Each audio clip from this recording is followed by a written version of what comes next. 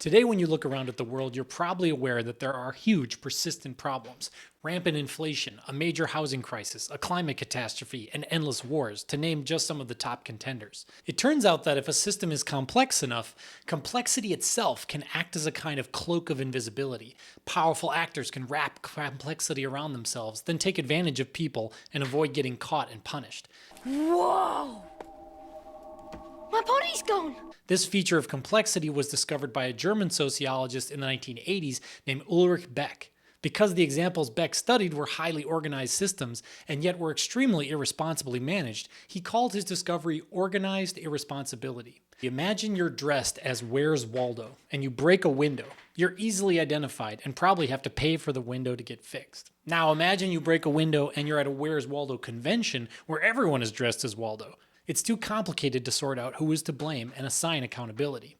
It turns out that complexity itself acts as what Dan Davies calls an accountability sink, a policy or mechanism that diffuses individual responsibility for decision-making over a group. Now, in the 2008 financial crisis, everything the traders were doing was intentional, planned, organized, and documented to the last cell of a spreadsheet, and it was also incredibly and mind-numbingly complex.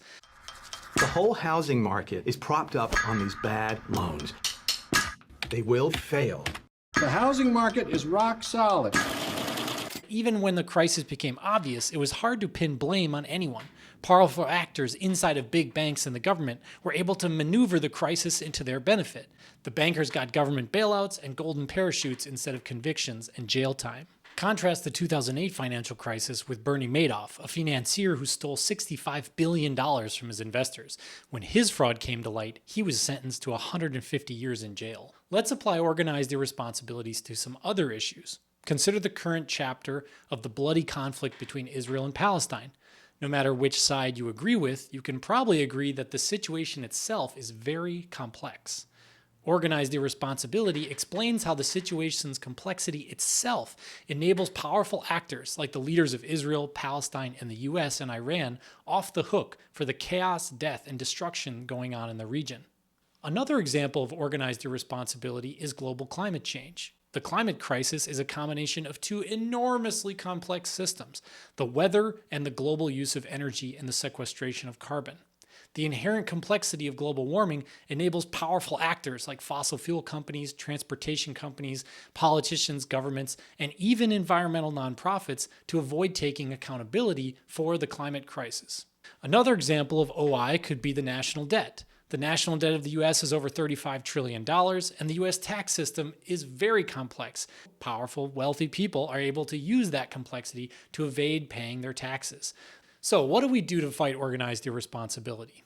There's no easy answer, and the inventors and researchers of OI didn't provide a solution. I think just knowing about organized irresponsibility itself is a solution. Organized irresponsibility gives regular people like you and me the power to stop the gaslighting and assign blame and responsibility where it belongs, on all the powerful actors in each of these situations. But we are convinced by those in power that these issues are so complex that there's no solution and no one is to blame. And powerful people want you to continue to think that because it lets them off the hook. Do I have the silver bullet solutions to complex problems like the climate crisis, the Israel-Palestine conflict, and the national debt? No. But there are people who are responsible for solving these issues, and if they fail, they all are responsible. For example, the investors, executives, and CEOs of carbon polluters, along with various members of government here in the US and around the world, are responsible for the climate crisis. Taylor Swift's private jet doesn't matter if the jet fuel it runs on is subsidized by the government and being pumped for profit by fossil fuel companies. In the Middle East, the leaders of Israel, Palestine, the US, and Iran together are responsible for the chaos and death of the region. The people of Palestine or Israel are not responsible for decisions being made miles above their head by their leaders. In the economy, the leaders of large corporations, the Federal Reserve, and banks are responsible for inflation, not the single mom who bought groceries with her stimulus check.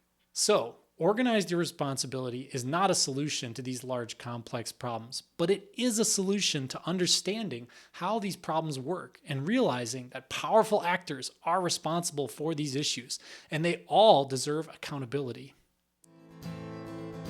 There are so many problems In the world, so many problems, and that's why we need solutions from the multiverse.